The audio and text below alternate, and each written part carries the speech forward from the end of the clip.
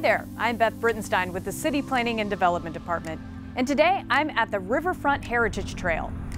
This multi-use trail and surrounding development were built because when the city created the Focus City-wide Comprehensive Plan more than 20 years ago, residents asked for them.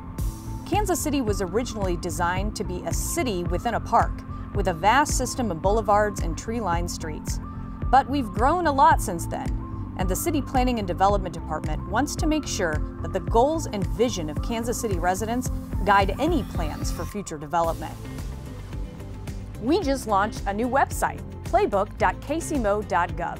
It's dedicated to gathering your input, hearing your stories and your perspectives, and your hopes for the future of Kansas City, Missouri. Take our 5 Big Questions survey, sign up for email updates in our Get Involved section, or peruse our KCMO by the number section full of facts and figures about this city we call home. Check back often, as we'll be adding more opportunities for you to give us input throughout the comprehensive planning process. Are your kids driving you up the wall and down again? Registration for KC Parks Day Camp and Summer Camp is now open. KC Parks is working closely with the KCMO Health Department and Mayor's Office to make our camps COVID safe and fun. Go to kcparks.org for more information. Remember when we could all crowd into a room and tell our city council what we thought about a proposed ordinance? Well, that's not so safe right now. Help us solve the social distancing problem by joining us online. Head over to our new website called Lawmaker. Right now, you can sign up to participate in an upcoming policy challenge. Then, starting June 1st, go online to give us your policy ideas for how KCMO can bounce back from the COVID crisis. All the information is on our website at kcmo.gov/lawmaker or at kcmo.gov/speakeasy. If you sign up now, you may even win a prize. Sign up before June 1st and you'll be entered into a drawing to win a digital gift basket or a local business gift card. It's all part of our effort to listen to you. So speak easy, KC, because being heard shouldn't be hard. Many businesses are reopening, but we still need to maintain social distancing to make sure everyone stays safe. We encourage you to continue to maintain those social distancing guidelines that you heard before. Indeed, our order still has a limit on gatherings of 10 people inside, or 10% of the capacity of a building, 50 persons outside subject to social distancing. We also note under those gathering guidelines, that's a gathering of any type. Whether you're going to a lecture, whether you're going to a religious ceremony, or anything under the sun, there are 10 inside or 10% inside and 50 persons outside. Gathering guideline remains the case. And then something that I know folks are also interested in is in connection with our restaurant guidelines. The first of which is that patrons who are exhibiting symptoms should not be allowed to dine, nor should those who are exhibiting symptoms be allowed to come to work. Our capacity limit will be removed and we'll go with a distancing requirement. The distancing requirement is 10 feet between tables and 6 feet between the backs of chairs. If you think about it, it makes some level of sense, right? You have a certain amount of space between the tables and then people sit somewhere closer. So 6 feet between the chairs. Bar seating is not permitted at this time. Buffet service is not permitted. All employees who are in the front of the house of the operation, i.e. who face and deal with customers, are required to wear face coverings, much like our rules as it relates to salons and other personal services. And frequent cleaning of surfaces that are steadily touched is required up to every 90 minutes. In addition to that, our restaurant industry and our bar industry will need to work with the Director of Public Health to make sure we're following those guidelines along the way. These rules apply to restaurants and taverns. However, we will note that taverns, bars, right, will need to have persons seated. And so instead of having a crowd that can just move around kind of randomly, we'll have those same rules about spacing requirements as it applies to taverns. You may have heard the city has a hiring freeze right now, but there are still a number of positions available. Critical positions in water services and aviation are open. The health department is looking for people to help perform COVID tracking duties. Go to the city's website at kcmo.gov/jobs. Click on Career Opportunities for the general public, and then click on Community Health Worker. New openings are posted each Monday, and you can apply online. Just go to kcmo.gov/jobs and check them out. Thank you for watching the Weekly Report. I'm Beth Brittenstein. Now, stay tuned for some more great city videos. KC Parks has been working with the Mayor's Office and Health Department to bring programs and services back to the community starting May 18th. We're going to be bringing back tennis courts, a few fountains, day camps, and dog parks beginning the week of May 18th. You can find more information at kcparks.org. We'll be evaluating other programs and services and hope to have more information shortly. Thank you. Hi, my name is Kevin LaPointe. I'm the City Forester for Kansas City, and I'm here with an Earth Day, everyday tip for you. Plant a tree. Trees add curb appeal to your home, but the value of trees economically and environmentally goes way beyond that. Trees are so important to our communities that a number of organizations and groups have come together to provide them for people on private property. I'm here with James Yorkie from Bridging the Gap, who's going to tell us more about the Energy Saving Trees program where homeowners can get free trees. James, tell us a little bit more about that program. Yes, Bridging the Gap is very happy to be partnering with the Arbor Day Foundation, the U.S. Forest Service, and Evergy to make free trees available to residents of Kansas City, Missouri. Anybody who lives in a zip code that's basically south of the Missouri River and inside the I-435 loop is eligible, and we have 7 species of trees that we're giving away. Those include red oak, bur oak, red maple, yellow wood, bald cypress, American sycamore, and river birch. You can go to the Bridging the Gap website to find a link where you can register for the trees. And the cool thing about the registration website is that you'll get a map of your yard and you can actually select the tree that you're going to be getting. And based on the profile of that tree, it'll tell you what the benefits are and where to plant the tree for the maximum benefits. And those include not only shade, which results in energy savings, but also sequestering greenhouse gases, that's carbon dioxide, reducing air pollution, and helping to reduce stormwater runoff. So there are lots of benefits that trees produce. We're really happy to be making this program available to KCMO residents, and hope to see a lot of you at our giveaway event. Thanks. Now I want to thank you, James, Bridging the Gap, Evergy, the Arbor Day Foundation, and all of the partners that are involved in providing trees, their efforts to do that, for trees to be planted on private properties. Thank you.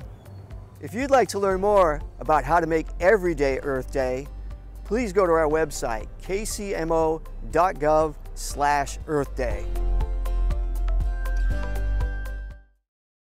Hey everyone, welcome to the Kansas City Zoo and our goat yard. My name is Kaylee, and we are going to introduce you to some really fantastic fuzzy new members of our collection today. So come with me and let's be real quiet. We have some new goat babies. 5 of our goat kids were born this past Saturday, and these are our Arapawa goats. So that set right there, that set of twins belongs to Gretel, who is a second-time mom. And they're just hanging out, taking some naps. It's hard work being a baby goat. You're doing lots of growing, and everything is a new adventure. Everything takes a lot of energy. And hanging out with your sibling makes you feel safe and protected. And if that's where mom left them, then that's where they're gonna hang out. They like hanging out in this shelter. They feel really safe and protected in here. And they know that they are safe from any kind of predator that they would experience out in the wild. They still have those instincts even though they live here at the zoo.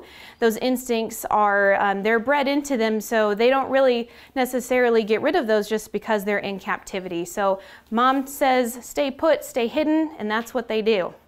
So now we're gonna go over and meet our triplets. So Poppy, the mom that you're seeing right there, she's also a second-time mom. Last year she only had 1 kid, however this year she surprised us and she had 3. So you can see them all getting ready to settle down there and snuggle up. And you can see that the one in the front, that's one of our little girls. We had 3 boys and 2 girls. She doesn't have those really dark stripes on her shoulders and her face, but she's still an Arapawa. She's full Arapawa goat. And those stripes on their face and those dark markings on their shoulders are very typical of the Arapawa breed. So we've been talking a lot about Arapawa, and people are probably thinking, what? Like, what is that? And Arapawa is an island off the coast of New Zealand, which is where these goats are from. So this breed it is thought that this breed was taken to Arapawa Island off the coast of New Zealand by Captain James Cook, so that they were available as a resource for when he and his other men were sailing across the ocean. Goats are really useful for milk, meat, hides. Their horns are useful. You can carve them into tools and things and such like that. Goats don't require a lot of high nutrition value items, so they're very low maintenance. They reproduce really quickly as well. So they're very useful and very functional to be able to kind of just have them as a natural resource in an area that they can breed and maintain their own selves and their own herd groups. And then whenever he would sail back around, they could use these goats for meat and for milk and whatever else they were going to need them for. So then this breed was thought to be pretty much extinct, and then they were rediscovered. And so there's only about 250 or so of this breed in the United States. And it doesn't sound like a whole lot. For the United States, we're really trying to build up this herd and build up this breed. The Kansas City Zoo partners with the Sedgwick County Zoo in Wichita on this breeding program. So we bring pregnant females here in the springtime, and they have their babies here. So then we are able to help be a part of growing this endangered breed, and then all of our guests get to view adorable baby goats.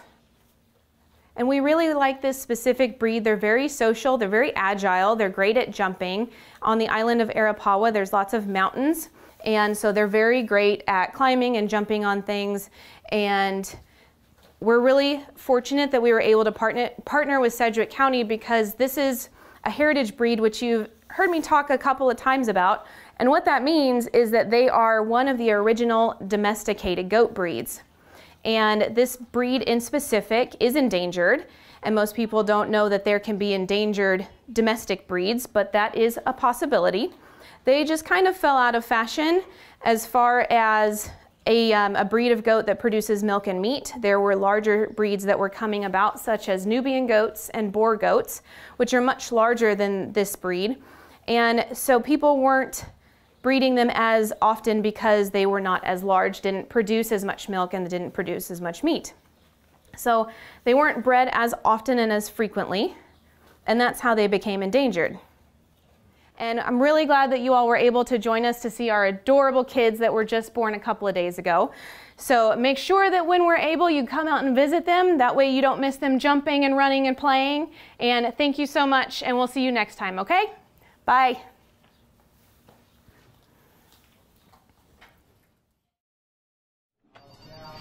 Next. Hi. How can I help you today? I was wondering if I could talk to someone about my water bill. Sure. I try to manage my water the best I can, but my bill seems to be much higher than it was last year. I'd be happy to walk you through it. Let's start at the top, shall we? Your bill is in 3 main parts. First, the water you get when you turn on your faucet. That comes from the Missouri River. We can pull as much as 240 million gallons a day.